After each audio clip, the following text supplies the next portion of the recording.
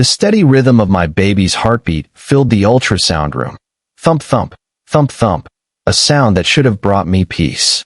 Instead, I watched Dr. Jadine Smith's hands begin to tremble as he stared at the manila folder beside the monitor, not at the screen where my child's tiny form flickered in shades of gray. His jaw clenched. His eyes darted to the name printed at the top of the page, Mr. Lewis Carter. Then, without explanation, he switched off the monitor. The heartbeat disappeared. The room went silent except for the soft mechanical hum of the machine powering down. "Mrs. Carter," he said, his voice barely above a whisper. "I need to speak with you privately. Right now." He stood abruptly, motioning toward his office with an urgency that made my stomach drop. I followed on unsteady legs, one hand instinctively cradling my belly, 5 months pregnant and suddenly terrified. My mind raced through possibilities. Was something wrong with the baby?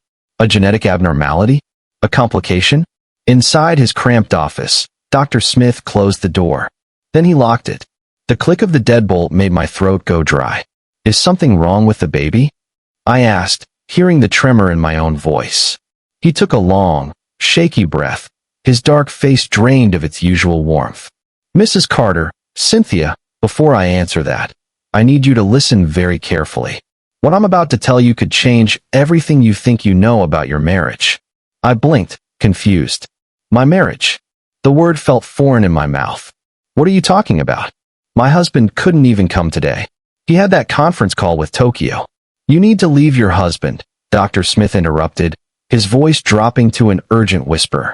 "Today, before you go home." I laughed, a nervous, shrill sound that didn't feel like it came from me. "That's ridiculous. We're happy. We're expecting a baby. Why would you say something like that?" But Dr. Smith didn't laugh. His eyes glistened with something between fear and pity, the look you'd give someone standing at the edge of a cliff who doesn't realize the ground is crumbling beneath them. "Cynthia, please. Sit down." My knees buckled, and I sank into the chair across from his desk. He pulled open the folder with deliberate slowness, revealing pages of highlighted documents, lab reports, and photocopied receipts. "I didn't plan to get involved in this," he began softly, his fingers hovering over the papers. "But when I saw your husband's name in your file, I realized my younger sister had told me about it months ago." "Your sister?" I repeated numbly. "Yes." He swallowed hard. "She works at Genesis Fertility Clinic, where you had your IVF treatment." My heart began to pound so loudly I could hear it in my ears. "She came to me 3 weeks ago, crying," Dr. Smith continued, his voice thick with emotion, "confessing something she couldn't live with anymore. Something that's been eating at her conscience since last spring." The room tilted slightly. I gripped the armrests of the chair. "Cynthia, your husband paid her to switch the sperm sample during your IVF procedure." The words hung in the air like smoke. I couldn't breathe, couldn't process what I was hearing. "That's not possible," I finally managed, shaking my head. "Lewis wouldn't. He couldn't have done that. He was there with me the whole time. Every appointment." Dr. Smith nodded sadly. "Yes, and that's exactly how he made sure it worked. He needed to be there to coordinate with the people he'd bribed. My sister wasn't the only one, Cynthia. He paid off an embryologist too. Together, they ensured that the sample used wasn't his own. They used donor sperm instead." My hands began to shake. "Why? Why would he do that?" The doctor leaned forward, his elbows on the desk, and when he spoke, his voice was barely audible. "Because he knew he couldn't have children. His fertility results were essentially hopeless, less than 1% viability. And he didn't want you to know. So he lied," I whispered. "Not just lied," Dr. Smith said quietly, urgently. "He was setting you up, Cynthia. The whole thing was a trap. His plan was to let you carry this baby to term, wait until after you gave birth, and then demand a DNA test. When it came back showing 0% match to his DNA, he was going to accuse you of infidelity, of cheating on him and trying to pass off another man's child as his own." The room spun. My vision blurred at the edges. "He was going to destroy you," Dr. Smith continued. "In front of your family, your friends. His attorney already has papers drawn up, according to what my sister overheard. Your prenuptial agreement is ironclad. It protects your family's assets unless you're proven to have committed adultery. Then he gets everything. Your trust fund. Your grandmother's estate in Oak Hill. Everything your family built. I stared at him, unable to form words. The man I'd married. The man I'd loved. The man whose baby I thought I was carrying. He'd turned my pregnancy into a weapon. My sister kept records, Dr. Smith said, sliding several pages across the desk toward me. Bank transfers. Text messages. She was terrified, but she knew it was wrong. She couldn't let him destroy you without at least trying to warn someone. I looked down at the documents through tears I didn't realize had started falling. There it was in black and white. A Venmo payment from L. Carter to M. Smith with the note, consultation fee, thanks again. $12,000. Another payment to someone named J. Torres for $15,000. Text messages that made my skin crawl. Everything's set for Tuesday. My wife won't know the difference. Perfect. Just make sure the paperwork shows my sample was used. Can't wait to see her face when she realizes what she's lost. He thinks he's smart. I said slowly, my voice turning cold as ice. My tears stopped. The shaking in my hands stilled. Something hard and fierce crystallized in my chest. Something I'd inherited from my grandmother, who'd built a business empire from nothing and taught me that Wilson women don't break. We rebuild. But he has no idea who he's dealing with. Please kindly subscribe for more stories. Subscribe now, hit the subscribe button below. Okay, let's continue. I drove home that afternoon with a face like carved stone and hands steady on the steering wheel, though my mind was a hurricane. My heart hammered against my ribs so violently I was certain the baby could feel it. I replayed Dr. Smith's words over and over, each repetition burning them deeper into my memory. He bribed them. He used donor sperm. He was setting you up. When I pulled into our driveway, the restored Victorian I'd inherited from my grandmother, Lewis's black BMW was already there. He emerged from the front door as I parked, smiling that easy smile that had once made my knees weak. Now it made my stomach turn. How was the appointment? He asked, leaning in to kiss my cheek. I forced myself not to flinch. Everything okay with the baby? I manufactured a smile, holding up the ultrasound photo Dr. Smith had printed before shattering my world. Perfect, I said sweetly. Everything's perfect. His smile widened. That's my girl. I knew everything would be fine. You're strong, Cynthia. Strongest woman I know. Strongest woman you thought you could destroy, I thought. That evening, I cooked dinner as if nothing had changed. Pan-seared salmon, roasted asparagus, wild rice, Lewis's favorite. He sat at the kitchen island, scrolling through his phone while I worked, talking about his day at the investment firm. Richards is being impossible about the Hartwell account, he said, swirling his wine. Thinks he can micromanage every decision I make. I murmured, carefully plating the food. You're quiet tonight, Lewis observed, watching me with those pale blue eyes that I'd once thought were kind. Just tired, I replied, bringing the plates to our dining room table. Baby's growing fast. Takes a lot out of me. He laughed, reaching for my hand as I sat down. His touch felt like ice. You're amazing, you know that? I can't wait to meet our little one. To be a father. To have a family with you. His eyes looked warm. Sincere. But now I could see the performance behind them. The same Oscar-worthy act that had fooled my mother, my friends, my colleagues. Everyone who'd celebrated our whirlwind romance and beautiful wedding. How long had he been planning this? Since before he proposed? Since before we met? I love you, he said softly. I love you too, I lied. That night, Lewis fell asleep quickly, snoring softly beside me in our king-sized bed. I stared at the ceiling, listening to the old house settle around us, and planned my next move. By morning, I knew exactly what I needed to do. The next day, I called in sick to the marketing agency where I worked, something I never did. While Lewis left for the office, whistling as he walked out the door, I spent 3 hours searching for private investigators online. I needed someone discreet. Someone ruthless. Someone who wouldn't be charmed by Lewis's smile or discouraged by his money. I found Rachel Grant on the 4th page of Google results. Her website was simple, no flashy graphics, no promises she couldn't keep. Just a black and white photo of a serious-looking black woman in her 50s and a bio that read, 15 years with Chicago PD major crimes. Retired. No patience for liars. Will find your truth. Perfect. I met her 2 days later in a small cafe in a neighboring town, wearing sunglasses and a baseball cap like I was in a spy movie. Rachel listened without interrupting as I explained everything. The IVF treatments, the clinic, the bribes, the donor sperm, the planned DNA ambush. When I finished, Rachel leaned back in her chair and whistled softly. That's not just betrayal, she said. That's fraud. Conspiracy. Probably several other felonies. She smiled grimly. And men like that are always sloppy. They think they're smarter than everyone else, so they leave trails. How long do you need? I asked. Give me 2 weeks. Rachel's 2 weeks turned into 10 days. When she called, her voice carried the satisfaction of a hunter who'd cornered her prey. You might want to sit down for this, she said. I was standing in my grandmother's old library, surrounded by leather-bound books and the smell of old paper. I sat. The file Rachel emailed me was 47 pages long. I opened it on my laptop with trembling fingers. The first page was a credit report. Lewis's credit report. Outstanding debt. $187,340. My breath caught. I scrolled down. Credit cards maxed out. Personal loans. A second mortgage on a property I didn't know he owned. And then, buried on page 12, something that made my blood run cold. Wire transfers from the firm's client trust accounts to Lewis's personal checking account. $50,000. Then another $30,000. Then $75,000.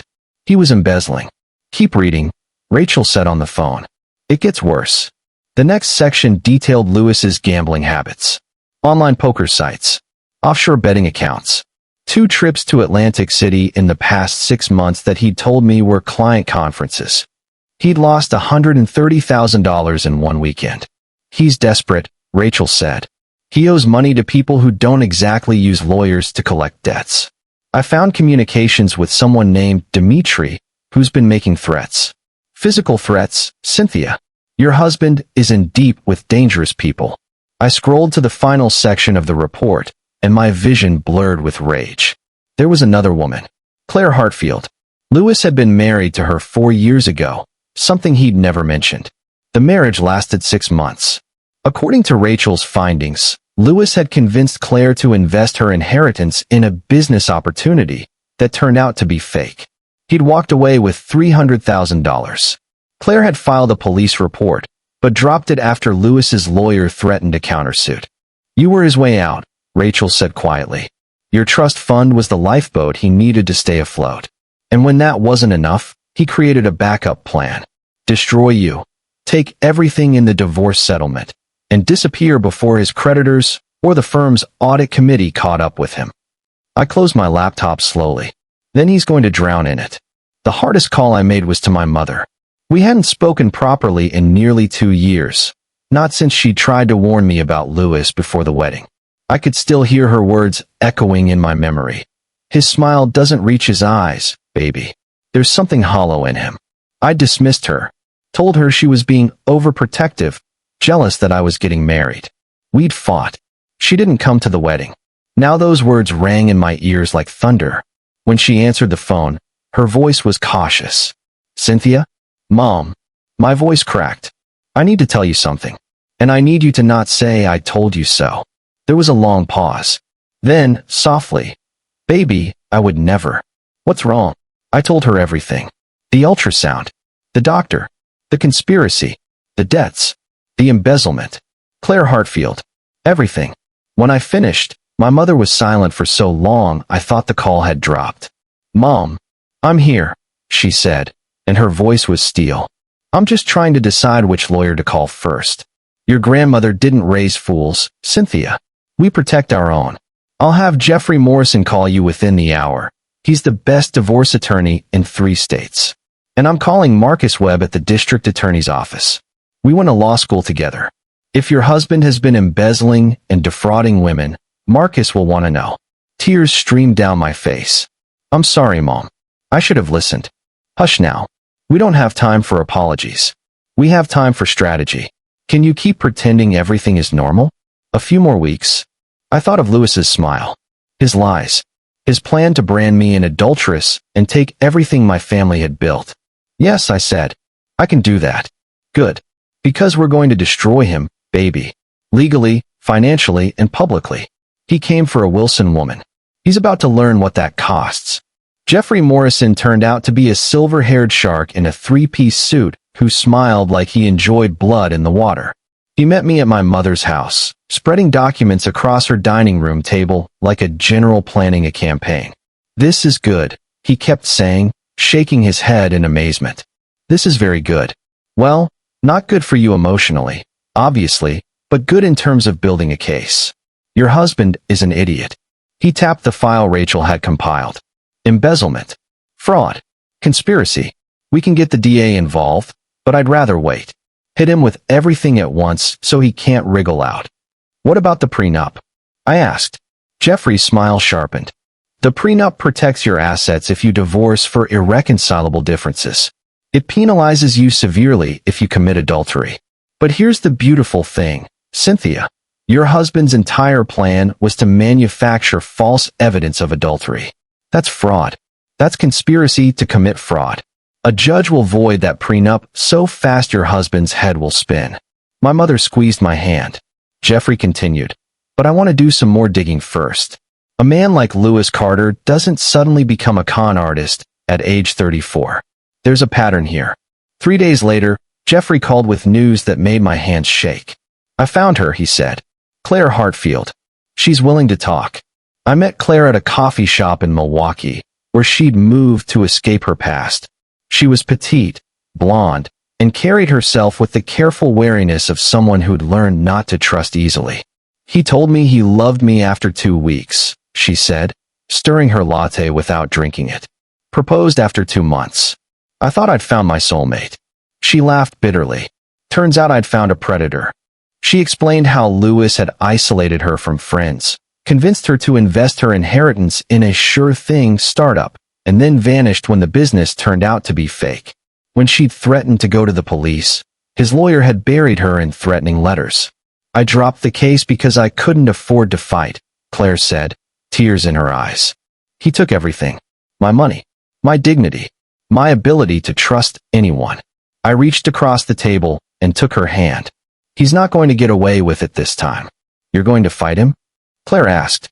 I'm going to bury him, I said. 6 weeks later, I stood in my grandmother's garden, watching caterers set up tables beneath strings of Edison bulbs as the sun began to set. The air smelled of roses and fresh-cut grass. Everything looked perfect. Lewis stood beside me, his arm around my waist, playing the devoted husband. Our friends and family mingled on the lawn. Over 100 people, including Lewis's parents, his boss from the investment firm, and several colleagues I'd made sure to invite personally. This is amazing, babe, Lewis said, kissing my temple. You really outdid yourself. I smiled up at him. Only the best for our baby celebration. That's what I called it. A baby celebration party, a combination baby shower and gender reveal. Lewis had been thrilled with the idea, especially when I'd suggested we make it a night to remember. What he didn't know was that I'd turned his own plan against him. Dr. Smith was there, standing near the refreshment table with his sister, Maria, the clinic worker who'd taken Lewis's bribes and couldn't live with it. Rachel Grant was there too, dressed in an elegant pantsuit, looking like any other guest. My mother stood by the house, her lawyer beside her. And tucked away near the garden gate were 2 plainclothes detectives from the district attorney's office. Jeffrey Morrison had orchestrated everything like a symphony. As twilight deepened, I clinked a spoon against my glass. The crowd quieted. Thank you all for coming, I said, my voice carrying across the garden. Lewis and I are so grateful to have you here to celebrate this new chapter in our lives. Lewis beamed, his arm tightening around me. Before we cut the cake and reveal whether we're having a boy or girl, I continued, I want to share something special. Lewis, honey, I know you've been worried about making sure everything is perfect for our baby. His smile faltered slightly, just for a moment. So I arranged a little surprise, I said, pulling an envelope from my dress pocket. I had a DNA test done already. just to put your mind at ease." The garden went silent. Lewis's face drained of color. "Cynthia, what are you?" "The results came back yesterday," I continued, opening the envelope with steady hands. "And you were right to worry, Lewis. The DNA test shows a 0% match." Gasps rippled through the crowd. Lewis's mother clutched her chest. His father stepped forward, confused. Lewis's face cycled through emotions: shock, fear, calculation, and then anger. He grabbed my arm. "Are you saying you cheated on me?" he hissed, loud enough for people nearby to hear. "In front of all these people, you're admitting." "I'm not admitting anything," I said calmly, pulling my arm free. "Because I didn't cheat, Lewis." "But you knew that, didn't you?" "You knew because you made sure the DNA wouldn't match. You paid $12,000 to Maria Smith and $15,000 to Jorge Torres at Genesis Fertility Clinic to switch your sperm sample with donor sperm." The silence was absolute. Lewis's face went from pale to crimson. "That's insane. You're making this up because you got caught." "Am I?" I gestured toward Maria, who stepped forward, trembling but determined. "Maria, would you like to tell everyone what my husband asked you to do?" Maria's voice shook but held firm. "Mr. Carter paid me to ensure that the sperm sample used in his wife's IVF procedure wasn't his own. He provided me with donor sperm and instructed me to switch the samples. He told me it was for insurance purposes." Lewis lunged forward. "You lying?" "I have the bank records," I said loudly, holding up another folder. "Venmo payments, text messages, security camera footage from the clinic. All of it." I turned to face the crowd, many of whom were now taking out their phones, recording. "My husband's plan was to wait until I gave birth, then publicly accuse me of adultery using a DNA test he'd rigged. Our prenuptial agreement would have given him my trust fund, my family's estate, and everything I owned if I committed adultery. He was going to destroy me based on a lie." Lewis's boss, Richard Hartwell, pushed through the crowd. "Lewis? Is this true?" "Of course not," Lewis shouted. "She's lying. She's trying to cover up her own." "I'm also aware," Richard interrupted coldly, "that the firm's internal audit committee has been looking into certain irregularities in client trust accounts." "Lewis, did you think we wouldn't notice?" Lewis's face went white again. I pulled out another document. "While we're sharing tonight, everyone should know that Lewis is currently $187,000 in debt. He's been embezzling from his firm's client accounts. He's gambled away over $100,000 in the past year. And he owes money to people who've been sending him threatening messages." I held up my phone, showing enlarged screenshots of texts from someone named Dimitri that detailed exactly what would happen to Lewis if he didn't pay up. "And for everyone who thinks I'm being cruel," I continued, "you should know this isn't the first time Lewis has done this. 4 years ago, he married a woman named Claire Hartfield. He defrauded her of $300,000. "Claire, would you like to come up here?" Claire emerged from near the house, where she'd been waiting. She stood beside me, and I took her hand. "He destroyed my life," Claire said quietly. "I'm here to make sure he doesn't destroy anyone else's." Lewis was hyperventilating now, his eyes wild. "You can't do this. You can't." "Actually, she can," said a new voice. The two detectives stepped forward, badges out. "Lewis Carter," one of them said, "you're under arrest for fraud, embezzlement, and conspiracy to commit fraud." The guard interrupted. Lewis's mother screamed.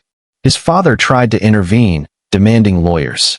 Friends and colleagues pulled out phones, filming everything. Lewis himself tried to run, but the detectives caught him before he made it 3 steps. As they cuffed him, Lewis turned to me with pure hatred in his eyes. "You vindictive." "Careful," I said softly. "You're already in enough trouble." "I loved you," he spat. "No," I replied. "You loved my bank account. There's a difference." As the detectives led him away, his mother followed, wailing. His father stood frozen in shock. Richard Hartwell was already on his phone, presumably with the firm's attorneys. The remaining guests slowly dispersed, though many stopped to hug me or whisper words of support. Some looked at me with awe, others with pity. I didn't care which. When the garden finally emptied, only my mother, Rachel, Jeffrey, Dr. Smith, Maria, and Claire remained.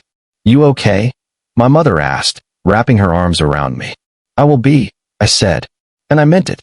The legal proceedings moved faster than I expected.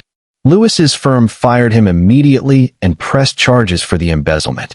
The DA's office stacked charge upon charge: fraud, conspiracy, embezzlement, witness tampering when they learned he'd tried to threaten Maria into silence. Claire's case was reopened. 2 other women came forward with similar stories of being romanced and defrauded by Lewis Carter. My mother sat beside me at every court hearing, her hand in mine. The judge who handled the divorce proceedings voided the prenuptial agreement entirely, calling Lewis's scheme one of the most calculated betrayals I've seen in 30 years on the bench. Lewis's attorney tried to negotiate a plea deal, but the DA refused. Your client is a serial predator, she said. He's going to trial. 6 months pregnant. I sat in the courtroom and listened as Jeffrey Morrison systematically destroyed Lewis's defense. Maria testified. Claire testified. Rachel presented her evidence. Dr. Smith explained the medical fraud. When it was my turn to testify, I looked directly at Lewis and told the truth about everything. He wouldn't meet my eyes. The jury deliberated for 3 hours. Guilty on all counts. Lewis was sentenced to 8 years in federal prison, with restitution orders totaling over $700,000 to his various victims. As they led him away, he finally looked at me. His face was hollow, empty. The mask had finally fallen away, and there was nothing underneath. I felt nothing. No satisfaction. No anger. Nothing. He was gone, and I was free. 3 months later, on a crisp January morning, I went into labor. My mother drove me to the hospital, holding my hand through contractions, whispering the same words her mother had whispered to her. Wilson women are strong. You've got this, baby. Dr. Smith delivered my daughter at 6:47 a.m. 8 pounds, 4 ounces. A full head of dark curly hair. Her father's eyes, the donor's eyes, whoever he was. And when they placed her on my chest, she looked up at me with an expression of such trust, such perfect innocence, that I burst into tears. Hi there, I whispered. I'm your mama. And I promise you, I will never let anyone hurt you the way he tried to hurt us. She yawned, a tiny sound that made everyone in the room laugh. What's her name? The nurse asked. I'd been thinking about it for months. So many options. Family names. Beautiful names. Strong names. But only one felt right. Hope, I said. Her name is Hope Cynthia Wilson. No Carter. Never Carter. Perfect, my mother said, tears streaming down her face as she held her granddaughter for the first time. Absolutely perfect. Hope is 3 years old now. She loves books and dinosaurs and the garden where I once faced down her father. She asks about him sometimes, where her daddy is, and I tell her age-appropriate versions of the truth. That sometimes people make bad choices. That her daddy made bad choices and is facing consequences. That she is loved fiercely by her mama, her grandmother, and a whole community of people who celebrate her existence. The estate Lewis tried to steal has become a refuge. I run it as a nonprofit now, a shelter for women escaping fraud, abuse, and manipulation. Claire works there as our legal advocate. Maria volunteers in the counseling center, having gone back to school to become a therapist. Dr. Smith's sister found redemption through honesty, and her testimony helped convict not just Lewis, but an entire network of corrupt fertility clinic workers who'd been taking bribes for years.